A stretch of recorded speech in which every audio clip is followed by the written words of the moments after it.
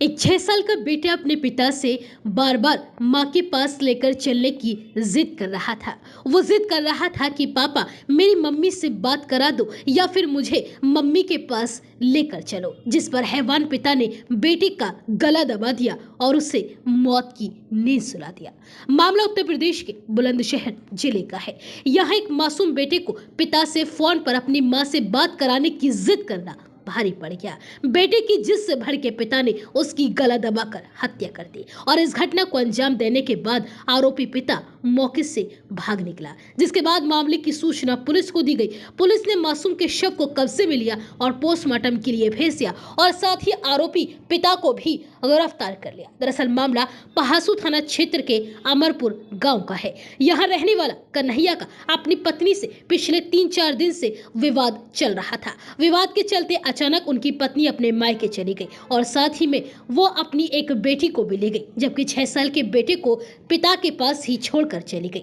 सोमवार रात कन्हैया का 6 साल का बेटा अपने पिता से मां से फोन पर बात करने की जिद करने लगा, जिसके बाद गुस्से में आकर पिता ने अपने बेटे को पहले जहरीला पदार्थ खिलाया और फिर उसका गला दबाकर उसे मार डाला। बच्चे की मौत की खबर सुनते ही परिवार में कोहराम मच गया। सूचना पर पहुंची पुलिस ने आरोपी पिता को हिरासत में लिया। मृतक की दादी ने आरोपी बेटे के खिलाफ कोतवाली में रिपोर्ट दर्ज कराई। पुलिस इस मामले की फिलहाल जांच में जुटी हुई है। इस मामले को लेकर एसपी देहात रोहित मिश्रा ने बताया कि पति पत्नी के बीच में चल रहे आपसी विवाद में बेटे की हत्या की गई है। आरोपी कन्हैया को फिलहाल गिरफ्तार कर लिया गया है। पुलिस ने बच्चे के शव को कब्जे में लेकर पोस्टमार्टम के लिए भेज दिया है और फिलहाल आगे की जाँच पड़ताल जारी है। ये पहासू क्षेत्र के गांव में एक व्यक्ति के द्वारा अपने 6 वर्षीय पुत्र को मार दिया गया है।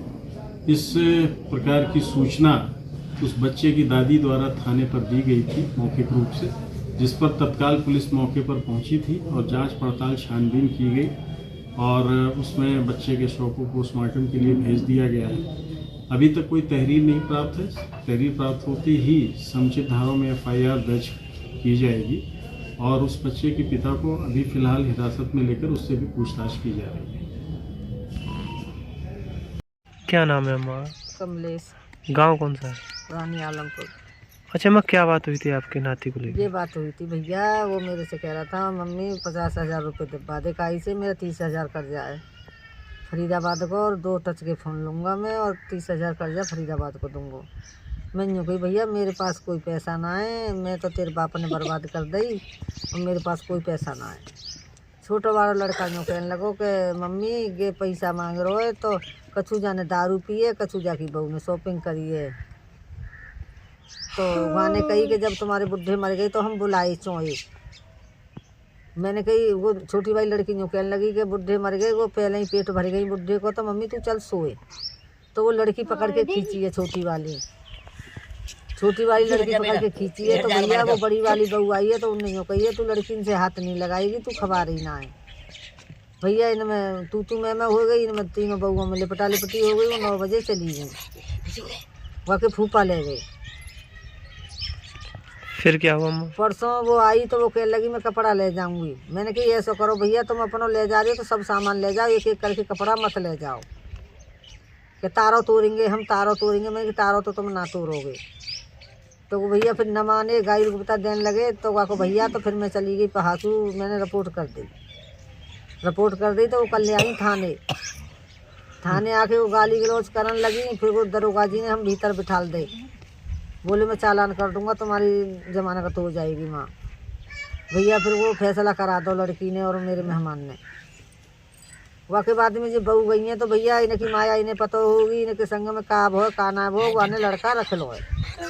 वो लड़का किसने रखा था? लड़का वाके बाप ने। क्या नाम है? कन्हैया। अच्छा, फिर क्या हुआ? भैया वो फिर भट्टा पे रहते, उसे वो भट्टा पे ले गो। वहाँ जाके माने 7 बजे लड़का ख़त्म कर दो। कैसे किया था?